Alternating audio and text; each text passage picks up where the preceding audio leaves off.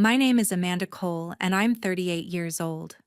I flew 8 hours to be here today, holding a gift I had spent weeks preparing, hoping maybe, just maybe, this anniversary would be different.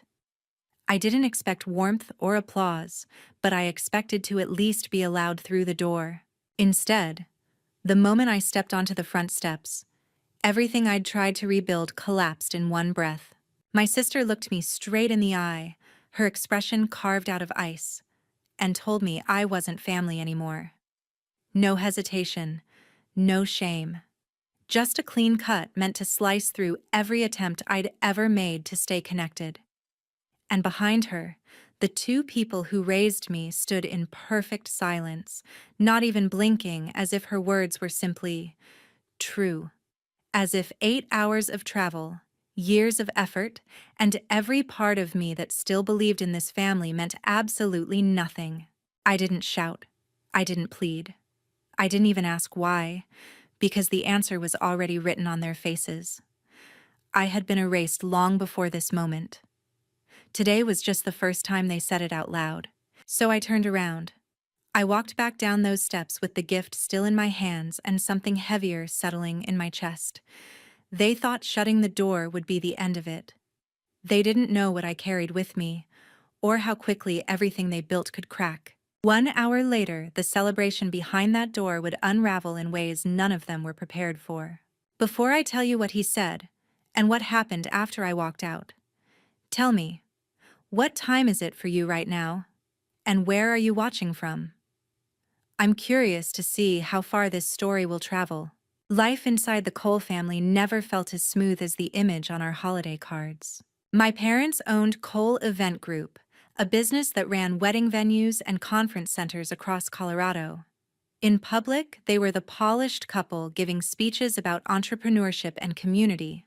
At home, the unwritten rule was simple: the closer you were to the business, the more you mattered. My older sister lived in that center circle. She tagged along to site visits, listened in on calls with vendors, and talked about the brand as if it were a person. I brought home strong report cards and kept the house running, yet faded into the background whenever the company came up. Teachers and counselors said I had a talent for numbers and should consider accounting or finance. My parents nodded and asked how I planned to use those skills for the family.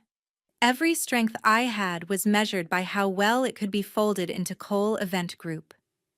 When I asked about doing something on my own, the answer stayed the same. Real success meant feeding the business that carried our name. At 20, I cleared my schedule for a weekend retreat at a mountain lodge that was supposed to include staff and family. I drove to the meeting point and found an empty lot and a text saying the group had left the night before because plans had changed.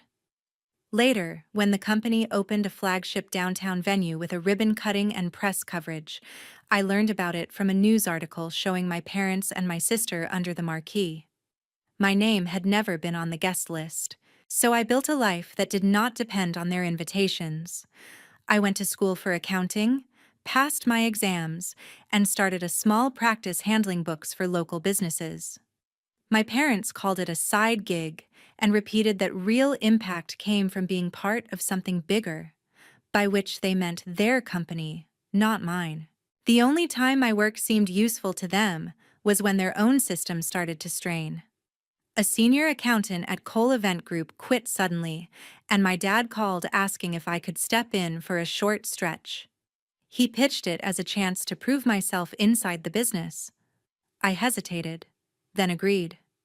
Part of me still wanted to believe there was space for me that did not require becoming a copy of my sister. From the inside, the numbers did not match the brochures. Payroll reports landed on my desk with odd gaps. Overtime hours appeared on initial drafts and vanished from final versions. Time cards were edited after events, with notes urging staff to clock out before teardown was finished. When I asked about the adjustments, I was told it was industry standard, and that I was turning routine corrections into something bigger than they were. Then I reviewed the relief grants the company had received during the pandemic and the unstable years that followed. On paper, the funds were labeled as support for keeping staff employed and covering essential costs. In the ledger, transfers peeled off into side accounts that paid for cosmetic renovations, executive travel, and perks that never appeared on documentation tied to the grants. I brought a summary of what I had found to a management meeting. The explanation I got was polished: timing issues, internal reallocations, nothing improper. But the room went still in a way I could not ignore. After that, conversation shifted when I entered an office. Emails that once asked for my input started arriving without my name on them. I was still introduced as family helping out, yet I could feel the distance widening with every polite smile. That was when I began quietly saving copies of the documents I handled: payroll summaries, internal memos, grant reports, anything that showed how money and hours really moved. I told myself it was a precaution, something any careful accountant would do if they sensed trouble. Eventually, the temporary assignment ended with brief thanks and a note about restructuring the finance team.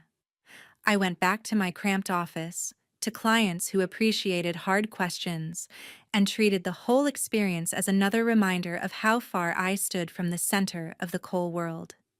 A few days after returning to my routine, the invitation arrived: formal lettering, embossed edges, and a tone so polished it felt more like a press release than a message from my own parents. Their anniversary celebration had always been a spectacle, and this year's event seemed designed to be even grander. I held the card for a long moment before setting it on my desk, wondering if attending would change anything or simply confirm what I already knew. Silence didn't give me an answer, but something in me refused to stay absent again. The morning of my flight, I packed a small bag, choosing items with practical precision, as if order could soften the uncertainty ahead. Jason drove me to the airport with a reassuring calm that contrasted with the knot tightening in my chest. I moved through security, boarded my flight, and settled into a window seat.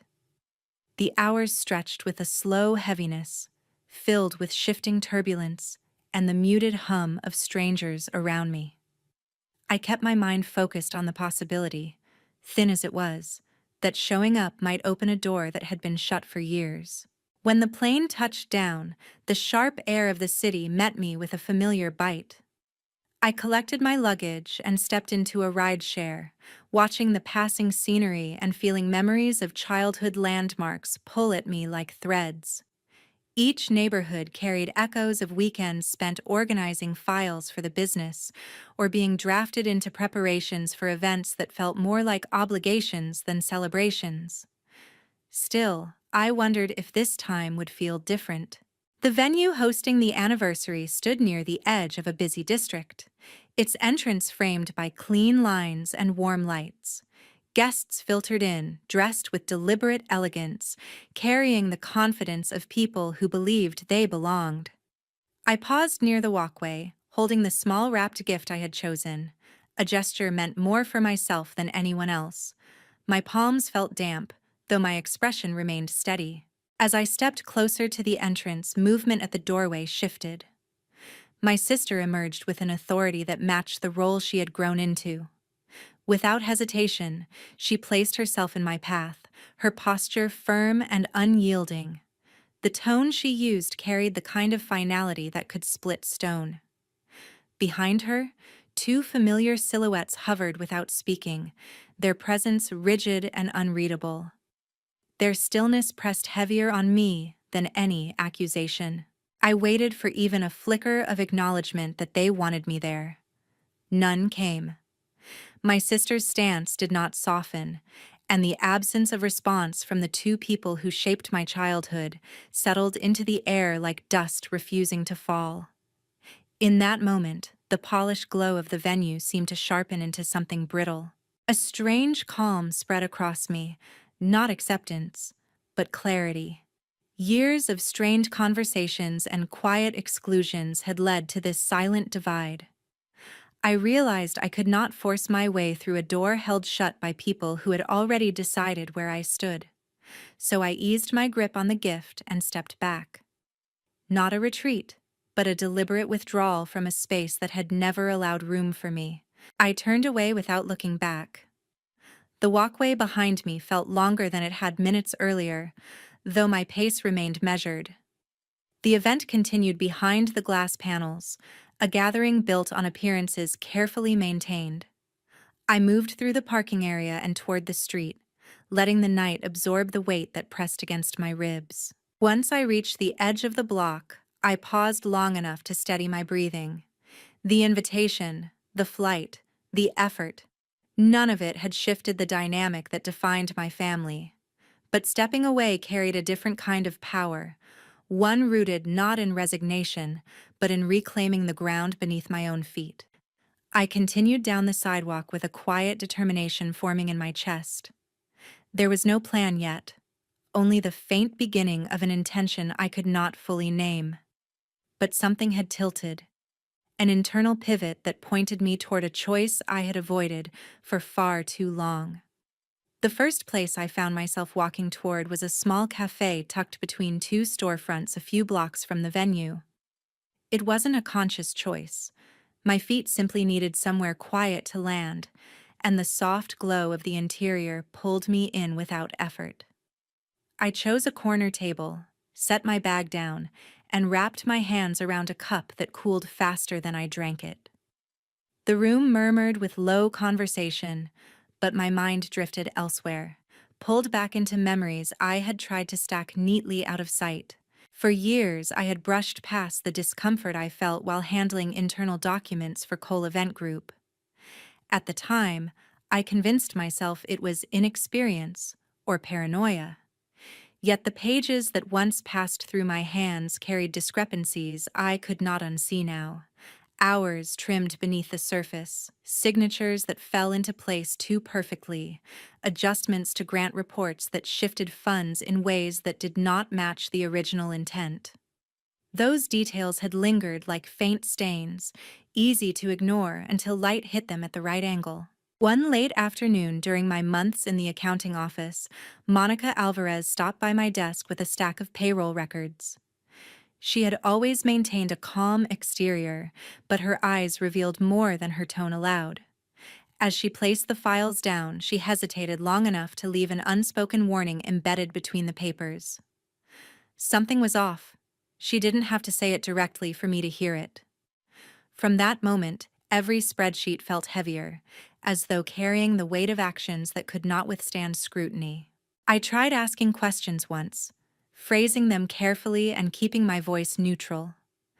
The response from upper management had been smooth, almost rehearsed, and I remember leaving the meeting with the unsettling sense of having stepped into a room where no one acknowledged the cracks on the walls.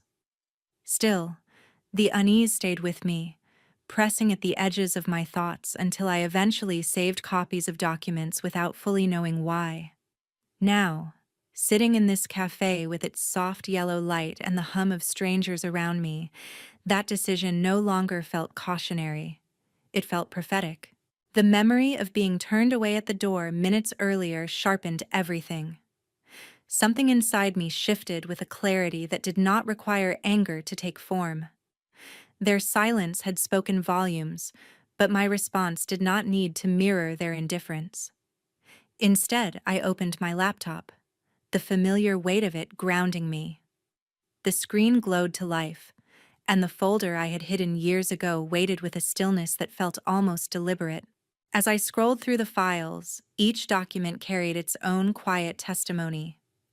Numbers that didn't align, notes that redirected funds with vague descriptions, patterns that repeated across months. I wasn't searching for certainty. I already had that. I was searching for the right direction to take the truth. A name surfaced in my mind with steady clarity: Alicia Park. I remembered reading one of her investigative pieces months earlier, a well-documented report that unraveled a local company's misuse of relief funding. Her work had been concise, thorough, and free from sensationalism.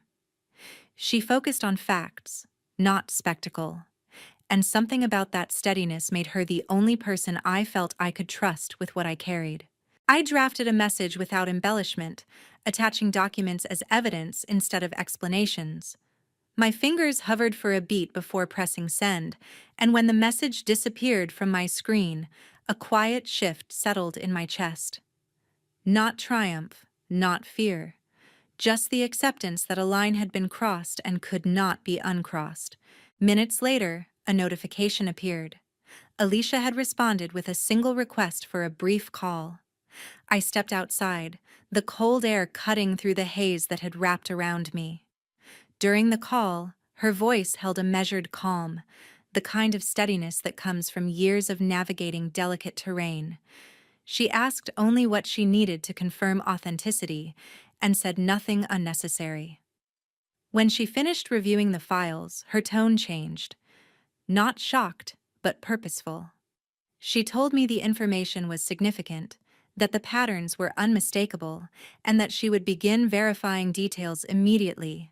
When the call ended, I stood still for a moment as the streetlights flickered along the sidewalk. My breath left me in a slow exhale, the decision settling deeper into place. Whatever happened next would unfold beyond the walls of this cafe, beyond my family's reach, and beyond the version of myself that once believed silence was safer than truth. Back at the venue, the celebration had settled into its usual rhythm of polished introductions and curated charm. What happened next didn't unfold all at once. It rippled, small at first, then unmistakable. It began when a guest near the bar lowered his phone with a furrowed brow, glancing around as if verifying the room against something he had just read. Another guest's screen lit up seconds later, followed by the soft chiming of notifications spreading through the hall like an invisible signal. Conversations paused mid-sentence. Laughter thinned, replaced by curious murmurs that grew sharper with every passing moment. The article Alicia had published moved quickly, its headline direct, and its evidence impossible to dismiss. Screens displayed excerpts that traced financial inconsistencies, payroll irregularities, and grant allocations veering far outside permissible boundaries. The pristine glow of the venue lights suddenly seemed to expose more than they softened. I could picture how it unfolded without being there.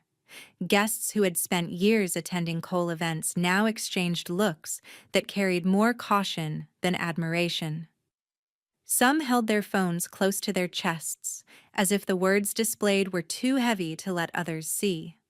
Others showed the article openly, pointing to sections that described patterns and dates, with the precision only confirmed documents could provide. As the murmur thickened, attention shifted toward the front of the hall where the hosts stood unaware of the shift beneath them. A guest approached with a rigid posture, showing his screen with a seriousness usually reserved for emergencies. More guests followed, each approaching with a question that carried a sharper edge than the last. The change in atmosphere was undeniable, a social tide turning without hesitation.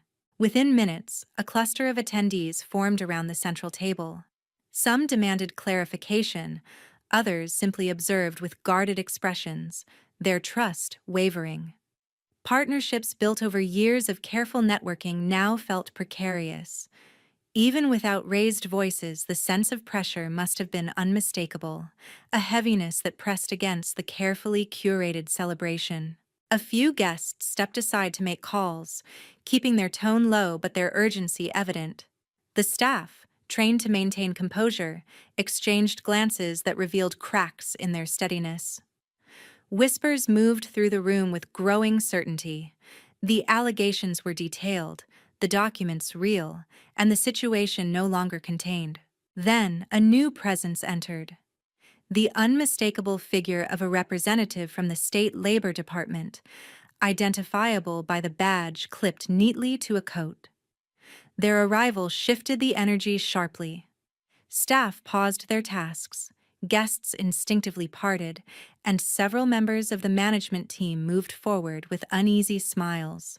Questions were asked quietly but firmly, and requests for documentation were delivered with the kind of precision that left no space for negotiation. The representative's focus soon turned toward the operations area of the venue.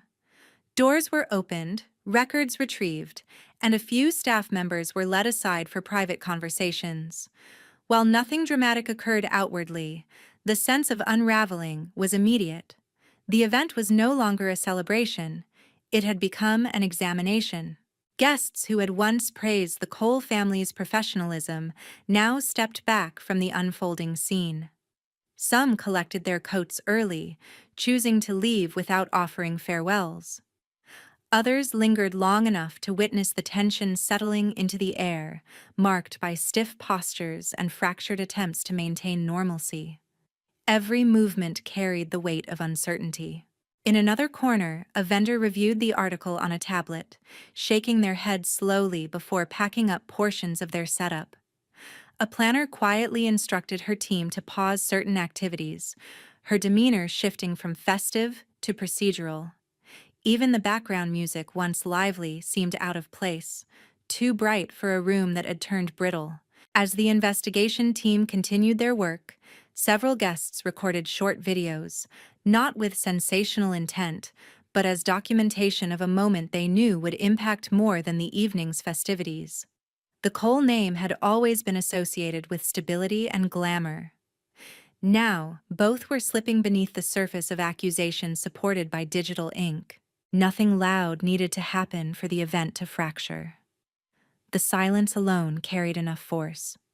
The polished exterior of the celebration no longer held, replaced by the unmistakable realization that the truth had entered the room long before anyone was prepared to face it. Morning light filtered through the blinds with a muted calm that felt out of place after the previous night. I moved through my apartment with slow, deliberate motions, making coffee not for comfort, but for the clarity that came with the familiar routine. The news cycle had already accelerated.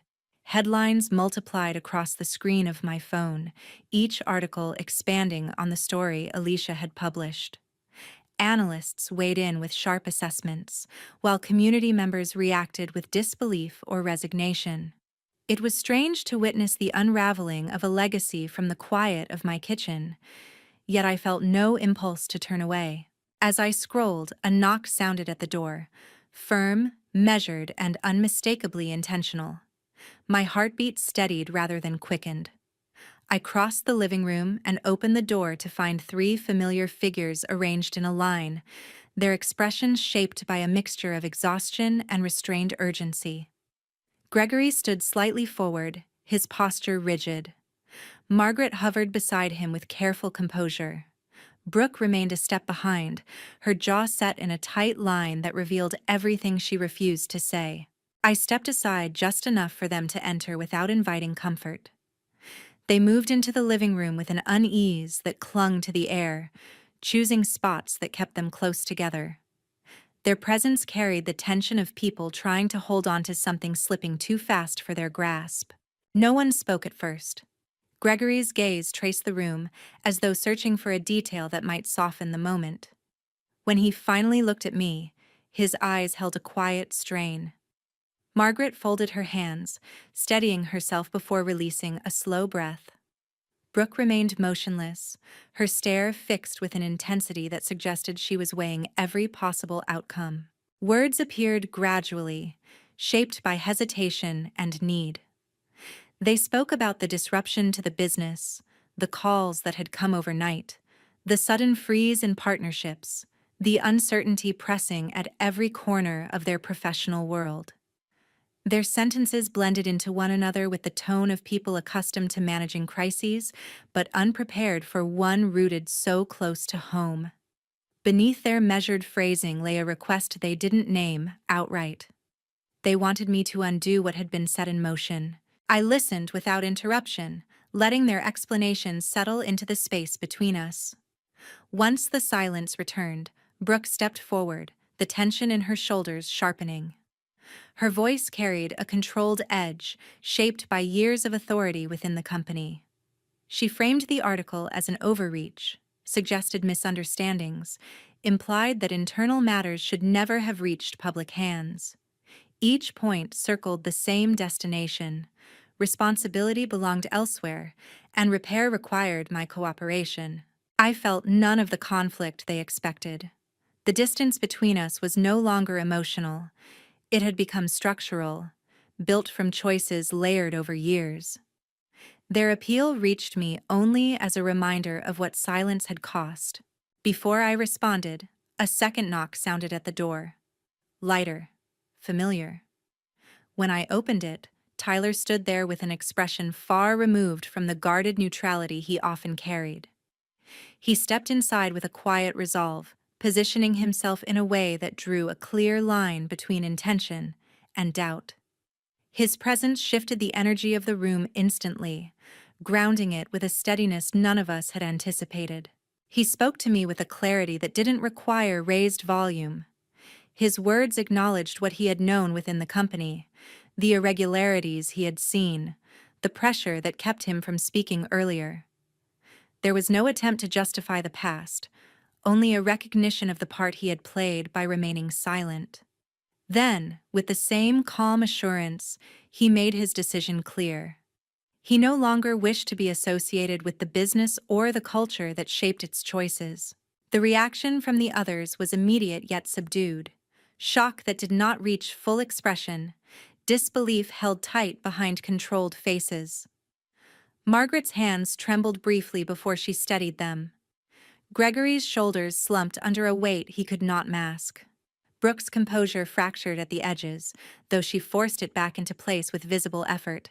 The room stretched into stillness as the meaning of his decision settled. I felt no triumph, only a quiet affirmation that the truth carried its own momentum once spoken. When I finally addressed them, my voice remained steady.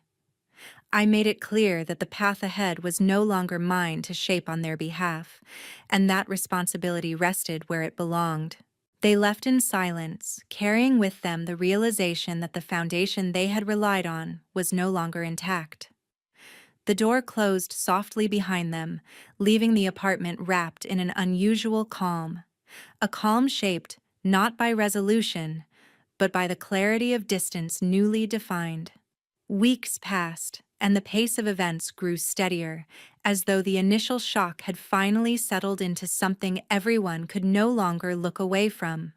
6 months after the investigation began, the consequences had taken shape with a clarity that left no room for speculation. Cole Event Group, once a polished emblem of celebration and prestige, had been forced to scale back operations. Contracts with city partners were suspended, vendor relationships dissolved, and pending bookings were rerouted elsewhere. Regulatory findings outlined violations in definitive terms, and the penalties that followed reshaped the financial structure of the company.